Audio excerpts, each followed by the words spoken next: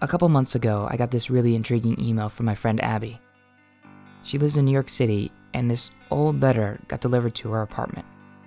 And the amazing part was that the letter had arrived at its destination nearly 70 years after it had been sent. Imagine getting this. I was like, this is crazy. And just sort of checked out what was on the cover, and it says that it was sent December 2nd, 1944. I was like, this is important. It was opened already. So she decided to take a look at the letter. And it was this like, obviously this handwritten letter from this lieutenant to his wife, who was living here in this apartment 69 years ago. Abby wanted to find its rightful receiver. Joseph Matthews and his wife or his family, whoever's alive, somebody. I want to hand the letter to them. I asked a friend of mine who does research where she would go, and she said to go to the municipal archives. We searched microfiche and databases of births and deaths and taxes and weddings. We looked through maps.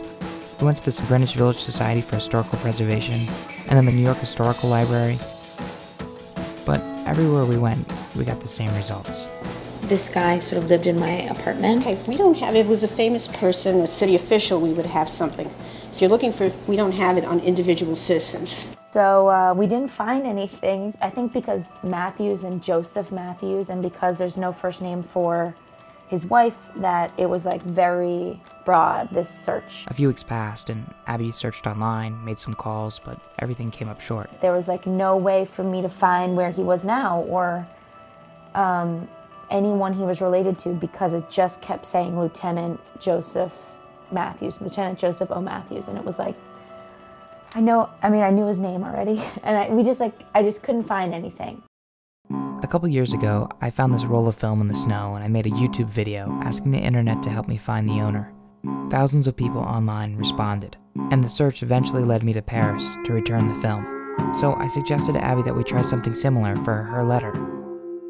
And so the idea was, let's get the internet involved in like our own way and let them come to us with clues and information and see who might be able to find something on their own way. And within this letter, there's all kinds of potential clues. Okay, so some of the clues that we know from the letter. Mr. and Mrs. Joseph O. Matthews. They lived in my current address, 126 McDougal Street, apartment 3D as in David. It was written on November 30th, 1944. It was sent on December 2nd. So we know that Joseph was currently living in Camp Lejeune, which is in North Carolina.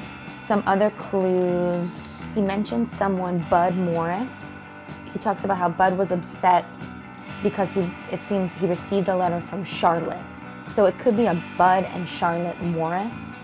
Joseph recently got a letter from Ruth congratulating him on something.